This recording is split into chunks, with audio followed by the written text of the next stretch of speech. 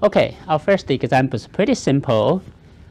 Let's look at another simple example, but we are going to use a different way to solve it.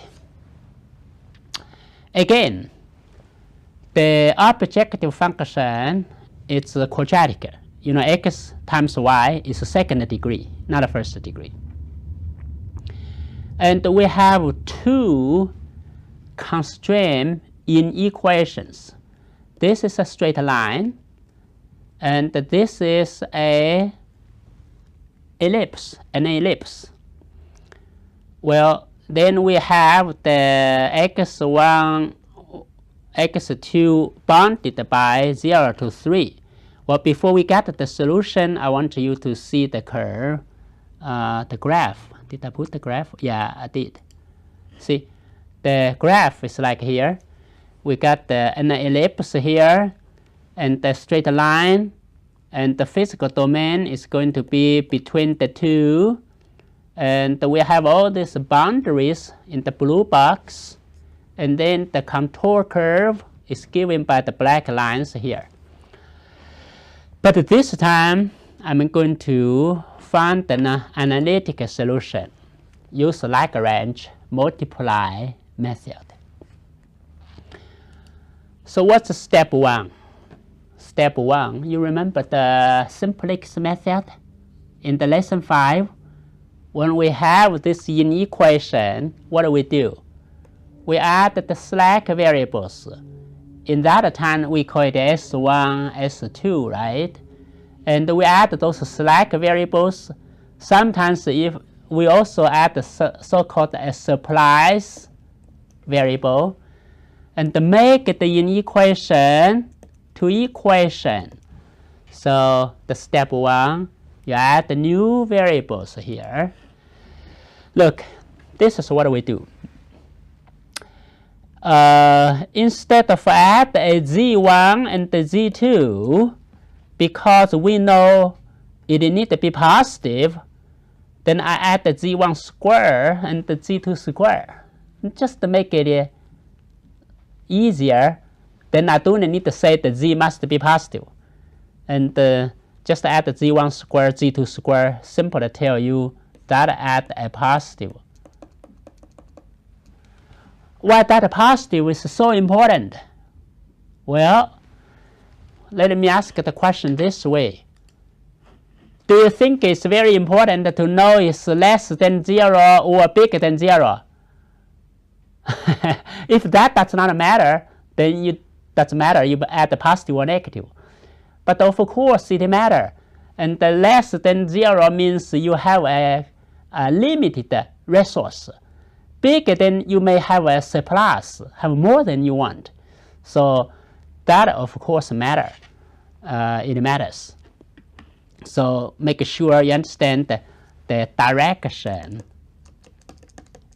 of in equation. It's important. Okay, so that explains why I added the z square, z2 square. Just to tell you, you add something equal 0 means you really less than 0. This means less than 0. Once you get this, and now you get the two constraint equations, right? Not an equation anymore. And now you change this problem into the problem in lesson 2. And you get the Lagrange method. And you just add the two more variables which are not in the original objective function. But I can put a new objective function. This is the original one. This is the Lagrange multiply. That's the multiply 1. And this is the multiply 2. You write it this way, the Lagrange method, all you need is the gradient of f equal 0. That's the same way as you write the gradient of this little f equals beta 1 times the gradient of the G1 plus beta 2, the gradient of G2, that's the same thing. It's again the Lagrange's multiply method. You're going to see. So now, how many variables we have? I'm really asking how many parameters you have. So you got the 6 of them, beta 1, beta 2, Z1, Z2. You add 4 of them, and then have x1, x2. That's 6 of them. So you take the 6 partial derivatives. You remember the gradient means you take a derivative to all the variables, right? You have 6 of them. Let's count. 1, take a derivative to x1, 2, take a derivative to x2, and the 3, take a derivative to z1, 4, take a derivative to z2, 5, take a derivative to beta 1, 6, take a derivative to the beta 2. Then you got the 6 equations. You can check at least one equation. Let's do this. Well, let me just do a copy.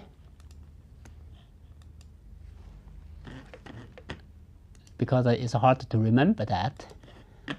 Copy this equation to here.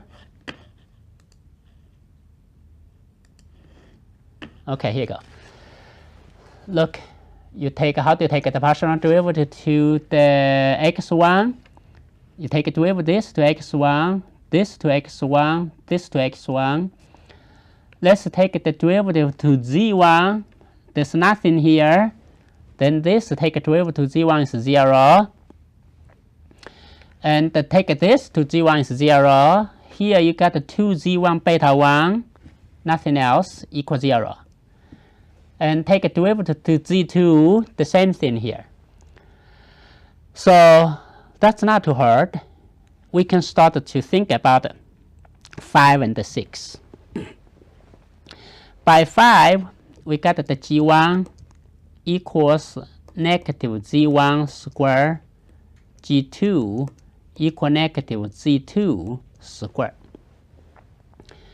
So if I want, I can replace, you see the 3 give you what? 2 beta z1 equals 0. So your chance is either the beta 1 equals 0 or z1 equals 0. And the 4, you either get the beta 2 equals 0, that's beta 1, that's beta 2, or z2 equals 0. Now, look at the z1 equals 0, z2 equals 0 is equivalent to g1 equals 0 and the equivalent g2 equals 0 if z2 equals 0. So obviously, among the beta 1, beta 2, g1, g2, you only have 4 choices, because 2 of them must be 0. 2 among the 4 must be 0. What are the 4 cases? Here it is. If you substitute the z1, z2 by g1, you get this. And because this need to be 0, and beta z2, what I have left is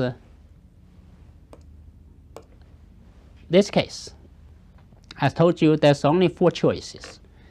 Either beta 1, beta 2 equals 0, each time you have 2 of them equals 0. Or beta 1, g2 equals 0, or g1, beta 2 equals 0, or g1, g2 equals 0. See, you want this beta 1, g1 equals 0, beta 2, g2 equals 0. You at least 1 need to be 0 here, 1 be 0 here, right? That's why you have 4 cases. So in the first case, B1 equals 0, then G1 don't have to be 0. But the B2 equals 0, then G2 don't have to be 0. If they're not 0, they must be less than 0. Don't have to. So we have 4 cases. After you get these 4 cases, then of course you get the if G1 is not 0, G1 is not 0, and you can solve it. You only have 4 variables to deal with. It's beta 1, beta 2, x1, x2. Because G1, G2, you know it. That's the G1. That's the G2.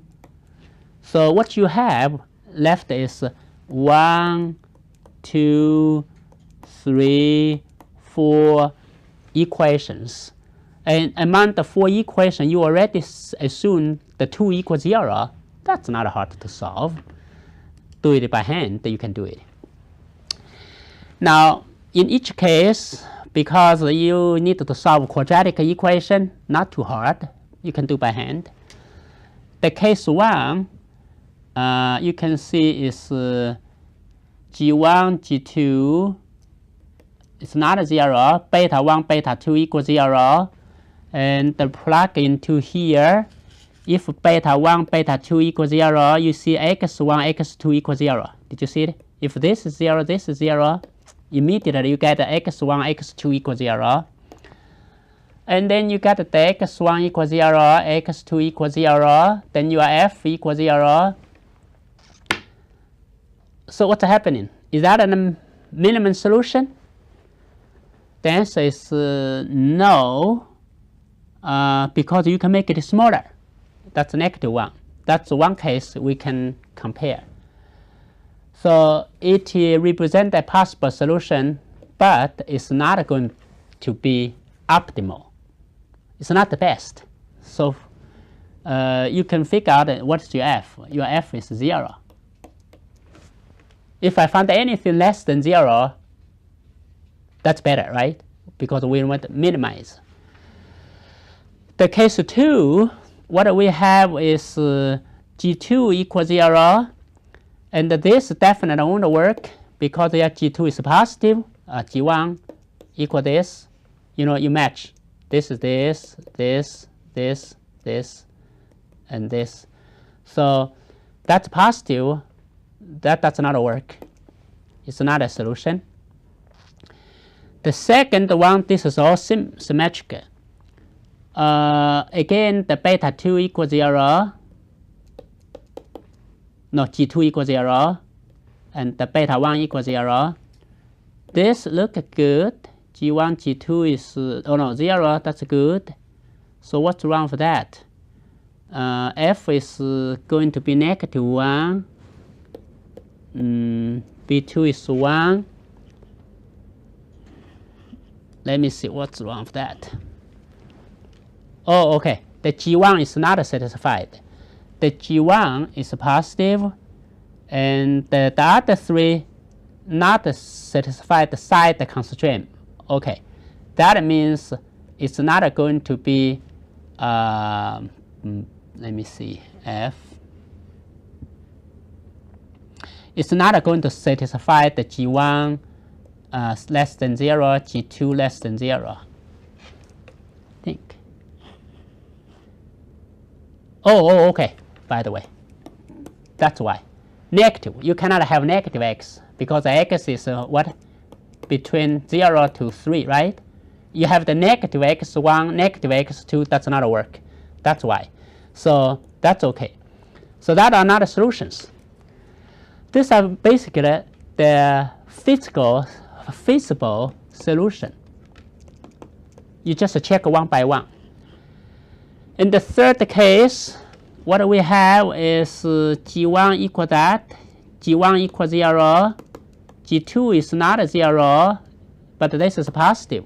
That won't work. G2 must be negative. So that's not a solution.